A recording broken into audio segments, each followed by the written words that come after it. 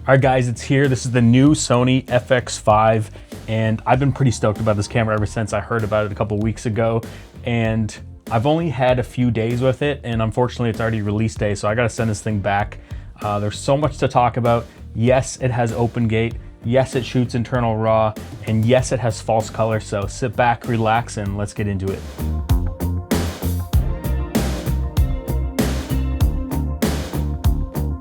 All right, so I've switched over to the FX5 here so you can see what this looks like in a talking head scenario. I'm not shooting at open gate. I'm not even shooting in RAW. I'm screen recording here to the monitor control app wirelessly so you can see what that looks like. I'm shooting the H.265 10-bit 422 so you can kind of see what this looks like. Sony didn't mess around here. This is a brand new sensor. It's a 16.6 megapixel full frame, fully stacked sensor. And I know what you're thinking, 16 megapixels is hardly anything, but that's kind of what makes this sensor special. So when you spread fewer pixels across a full frame sensor, you get larger photo sites, which means they can capture more light. So this camera is amazing in low light, just like the FX3, just like the A7S III, just like the FX6. Sony's not really trying to chase resolution here. Of course, this is a 5K sensor, so it's up from 4K. It's running a new Bionz XR2 processor, which means it's got the new dedicated AI autofocus chip integrated right into it. But here's the big one for me. So this thing shoots 5K, 3x2 open gate up to 60 frames per second in 16-bit RAW, and that's internally using Sony's XOCN LT codec. It's basically like a smaller version of the RAW codec that you'd find in the Venice. So this is kind of a more compressed option. It still looks great. You still get tons of dynamic range out of it. And if you don't need open gate, you can still shoot in 16:9 or DCI up to 4K, 120 frames per second. And obviously you've got the XAVC, XAVC SI, you've got the H.265 options. You've got a lot of options in this camera. In terms of dynamic range, Sony's saying it's up to 15 stops of dynamic range, but you can also turn on the dual gain option, which is what I'm shooting in right now, and get up to 16 stops of dynamic range. Now that's gonna come with a slight dip in the rolling shutter performance, but it's not too bad, and we'll talk about that later. 3 base ISOs of 800, 4,000 and 12,800, which is amazing. That 4,000 is the sweet spot. If you've shot with the FX3, sometimes 12,800 is a little overkill. And they finally did it. They added false color. So you got that for exposure as well as waveforms, histogram, and the vector scope, which is interesting. And they also have a dedicated button for that false color, which is a custom button, so you can change it to whatever you want, but it's actually labeled false color on it. So you know they're trying to position this as a serious cinema tool that will run alongside the Venice and the Burano. In terms of the body design, it's a weather-sealed magnesium alloy construction. It's coming in at around 734 grams, which is only about 5% heavier than the FX3. And the overall dimensions are still relatively the same as the FX3, which I'm actually pretty happy about because this is such a compact camera for what it offers. You get 3 quarter-20 mounts on the top, 1 on each side, and then you've got 2 on the bottom now. And having 2 on the bottom is huge when you actually want to make sure that camera is fully secured to a base plate. If you've ever rigged up cameras before, you know that sometimes a strong focus motor can actually have enough torque to kind of loosen the camera by twisting it on the plate. So having 2 screws pretty much fixes that. For I/O, you've got full-size HDMI, dual USB-C ports for powering and charging the camera, as well as time code. You've got your mic and headphone jacks, as well as an Ethernet port. It's also using the new battery, so the new SA100 battery, which has higher voltage to power this bad boy. That's the new battery they just released with the A7R6 a couple months ago, and I'm working on a review for that camera as well, so stay tuned to that because I just bought that camera. You've also got a new larger 3.5-inch touchscreen, which has that new multi-axis flippy rotating mechanism. And on the top of the camera, it's pretty similar to the FX3, except for the FX5 has a new top dial, and I set that to the ISO. Now there's also a couple of new modular accessories. So there's a new removable tilting 3.6 million dot OLED EVF, and that's really cool.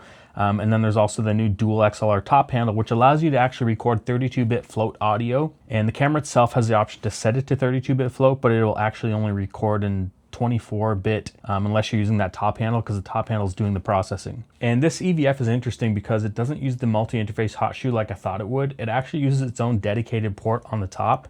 Now this is totally new for Sony. They came out with an EVF obviously in the FX2, but that's fixed. And sometimes you don't always need an EVF, so it's nice that you can actually remove it. All right, so let's talk about the menus because this is a totally brand new menu for this type of camera. It's very similar to the Burano and the Venice. It's designed to fit in with those higher end workflows, but this also has the big 6 tile menu option. And obviously there's a bunch of differences that are in this camera that are not in the Burano or the Venice because this has IBIS and has a bunch of AI autofocus settings and things like that. Obviously the frame rates are different, and it's way different than the FX3 and FX2. So this does have a little bit of a learning curve if you're coming from the FX3. And while we're talking about the menu, it's worth pointing out that the anamorphic D-squeeze options are pretty good. You've got 1.3x, 1.5x, 1.6x, and also 2x options to choose from. So that covers pretty much most anamorphic lenses you're probably going to be using on this thing. And it's really nice having that built in without needing an external monitor to properly see the image de-squeezed. All right, so I'm testing some stuff out here, and I noticed I've got monitor control up here so I can monitor myself. But when you turn de-squeeze on in the FX5, you actually don't get any autofocus. Now, obviously there's not a lot of autofocus anamorphic lenses, so they probably don't really, it's probably not a big deal for most people, but I'm using the Blazar Talon right now, which is an autofocus anamorphic lens. And the only way to de-squeeze the image is to use a monitor or use monitor control. So I'm screen recording here so you can see what this looks like. If I put it there, that's just our straight up shot, open gate, no de-squeezing. So you can de-squeeze it in the phone. You get all these other tools in here too. If you want me to make a video on monitor control, I will, because it's actually an amazing app. There's like hardly any delay. I'm wireless right now, by the way, and it's like no lag, super smooth. Sony probably has one of the best apps to control a camera with right now. And so the only way to get autofocus and de-squeeze is to use a monitor or the monitor control app. And the cool thing is with the monitor control app, you can do like touch tracking. So if I want to focus out the window here to something else like that, I can touch that. I can tap back on my face there. And now we are focused on my eye. So this is pretty cool. It's annoying that you can't do de-squeezing and autofocus at the same time, but it just seems to be a limitation. Maybe they'll bring it out in the new firmware, who knows. So as I mentioned earlier, this camera does have a dual gain option, which is completely separate from the triple base ISO. I did some tests in the dual gain, and it's supposed to improve the dynamic range about 1 stop. And in theory, you're gonna get better shadow detail with less noise. Now, I didn't really notice a huge difference, but maybe it was just the scenario I was shooting in. And as I mentioned, the trade-off is that you're gonna get a little bit more rolling shutter, which is not that bad because this sensor is so fast that you're barely gonna notice it. This is a fully stacked sensor. It's already got significantly better rolling shutter performance than like an FX3 to begin with. So even when you switch to the dual gain option, it's still not that bad. And on the topic of noise, you actually have the option to set the amount of in-camera noise reduction, which is really cool. So you can set it from low, medium, or high. And honestly, I just left it on low. I really like the natural grain that this camera produces, and this sensor is really clean as it is, so it's not that big of a deal. All right, so I'm in Resolve here. This is a beta version that I was given by Sony that can open these new Sony RAW files. And so I don't know if this is what it's going to actually be like when we open the color panel in Resolve when the final version is out. But typically when you go to your RAW settings, you go over here to your camera, and then you can see down here where it says project, you go to clip. And typically in here, you would have all of your RAW options like ISO, white balance, and different things like that. Now in here, we can change the gamma, but we want it at S-Log3 because that's what it's going to be. But in here, typically you'd see ISO, white balance. Now you can change the color tint and stuff like that. And I've seen this in the past with other RAW codecs that don't really have a lot of options. I'm really hoping that this does, but for right now, at least we can open these RAW files and they look good. And I just want to show you what it's like to color grade with them. I have a simple node tree set up here, nothing crazy. I don't even have a LUT on here. It's just a color space transform and some adjustments. And I'll turn it on just to show you what it looks like. And this was the open gate dual gain option. So this is dual gain. You can see the dynamic range we have is insane. If we zoom in here, you can see we've got amazing highlights, nice shadows, and it's not crazy, but it does look really clean. Now that's the dual gain option. Now I do have a ISO 800 non-dual gain, and to me, as I mentioned, it looks almost exactly the same. They both have the same amount of dynamic range. Now, I don't know if this is just the scenario I was in, but I couldn't really see much of a difference in a bunch of other tests I did as well. Now, if we come back to the dual gain option here, you can see what we got for shadows and highlights. Nice soft roll off on the face. Again, we don't have any highlight roll off options in here. We have highlights and shadows, but I don't think this is like the final version of what this is going to be like. At least I hope not. But as you can see, like, in the highlights, we can bring the highlights down, we can bring the shadows up. There's so much shadow detail in here. Like, honestly, it looks really good when you darken it up. Tons of room. Like, look how much room we have in the highlights here still. And even that's on her face right here where the sun's hitting. And again, this is the dual gain option, tons of dynamic ranges, like no noise hardly. And then I did some stuff in the studio, just throw a node tree on it there. This was at ISO 4000, believe it or not. But as you can see, it looks nice and clean. Again, 4000 ISO.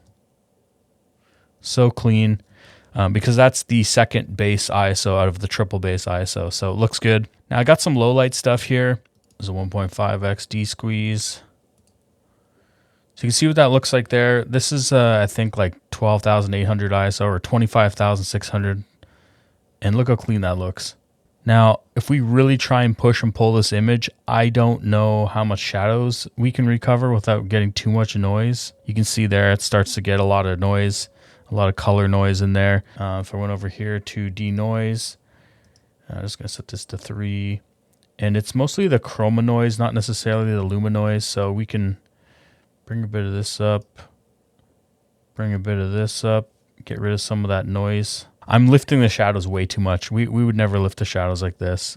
A dark scene is supposed to look dark, but look, we just denoised it, and it still looks great. Now there's hardly any noise in this shot.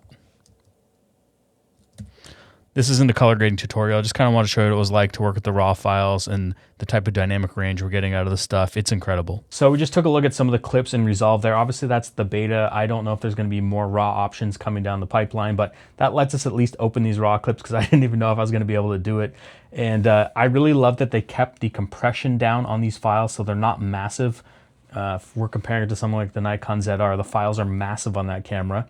And it's really nice that they kept them low, and they even have like 3 different compression ratios, and even at its highest it's still pretty manageable. Now I'm not exactly sure of all the bit rates across those raw options, but I do have written in my notes that it's around 389 megabits per second when you're shooting in 24 frames per second. Now obviously upping the frame rate to something like 60 frames per second probably doubles that bit rate, but it's still super manageable, and it's definitely some of the smallest raw files I've seen in a cinema camera. Now when it comes to autofocus, it's got the AI processing chip in it for subject detection, and I almost don't feel like it's worth doing these tests anymore because Sony's so good. If you're coming from the FX3, it's very noticeable in terms of the overall tracking and stickiness. It just locks on, it does a great job.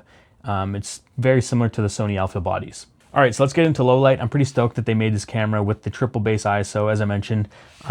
There's so many times I've been on set where I'm shooting something at like ISO 4000 or ISO 6400, and having to jump up to 12,800 sometimes is just a little too overkill. And obviously, depending on your situation, I feel like if you're shooting at ISO 12,800, you probably just need to light your scene better.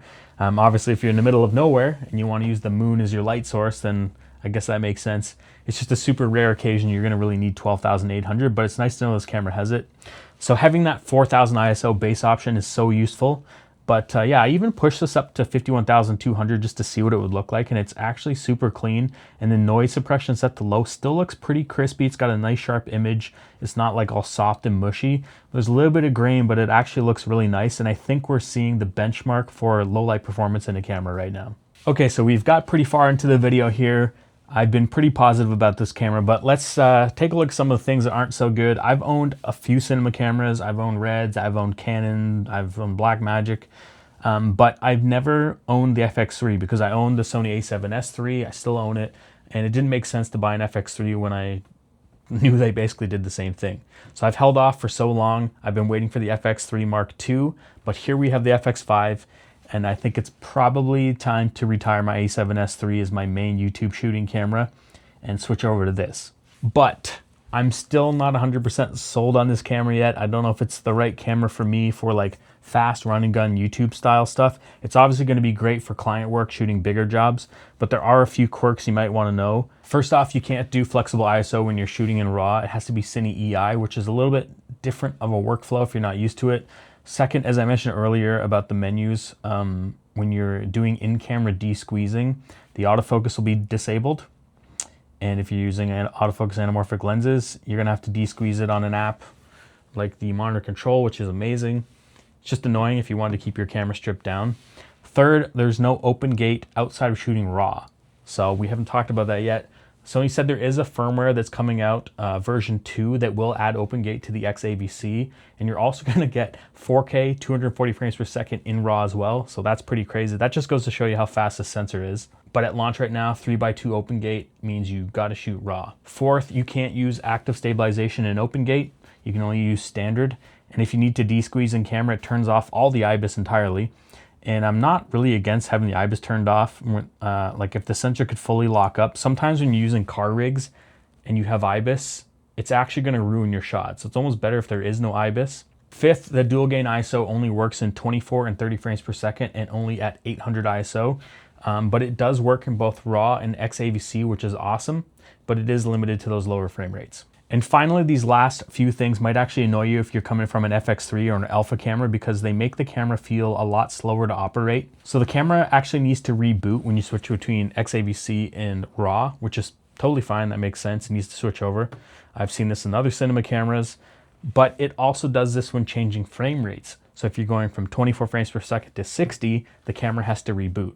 It must have to just reset the camera up for that. Maybe the time code or something like that. So if you're used to hybrid cameras, you can just flip the dial and switch between slow motion and your regular frame rates.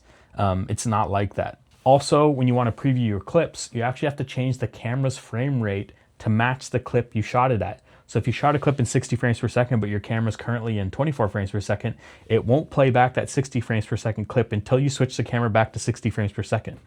It's not end of the world, and I've seen this in other cinema cameras, but it is kind of annoying if you're doing mix match frame rates and you want to play stuff back, and you're used to doing that with an FX3 or an alpha camera. You can't do it with this. And also the big one is if you're coming from an FX3, FX2, FX30, this is not like a hybrid cinema camera, so there's no photo menu options at all. There's zero photo options in this camera at all. Just doesn't exist. This is purely a cinema camera. Now it does have like a frame grab feature that's supposed to be coming in a firmware update, because it does have a shutter button. So obviously you can use the shutter button for like a half press focus, or you can use it to make shot markers and stuff like that. But it's not going to take photos, and it doesn't take a frame grab right now. So this is designed to do one thing: shoot video and do a really good job of shooting video. Now before I give you my final thoughts, let's talk price. So the FX5 is coming in at $48.99 USD or $62.99 Canadian. And if you want to get it bundled with the XLR top panel, it's going to be $62.99 US or $69.99 Canadian. And honestly, for what this camera can do and what you're getting, I think that's pretty fair. I actually expected it to be more than that. You're getting 16-bit internal RAW, you got open gate, 5K, amazing low light performance in a small, tiny little body. It's got impressive autofocus, manageable file sizes, and that's not nothing. It's an insane camera for the price. End of the day, outside of those workflow quirks I mentioned, Sony actually knocked it out of the park. I did not expect them to add open gate to this camera. I expected them to just either not care about doing it, because it seems like that's what they've been doing, or just save it for their higher end line of cinema cameras to protect those and not put them in this type of camera. So hopefully we see this in a few other cameras coming out from Sony soon. I've made videos in the past on why having open gate is super handy for reframing in post, because you get more headroom and you just get to use more of your sensor. And it's also great for anamorphic lenses in the same way. I think it's time to retire the A7S III after 6 years of doing hard labor. I can't wait to get this in and start using it, especially for some client gigs. It's going to give me a little bit more time to actually use it on stuff and have a proper review, so I can give you like a full review. This is more of just my first impressions. And yeah, let me know what you guys think. Do you guys think that this is the FX3 killer? Are you guys upgrading for an FX3? Let me know. Thanks for watching. If you like this video, give it a thumbs up. If you dislike this video, give it a thumbs down twice. Don't forget to hit that notification bell. I'll see you guys in the next one.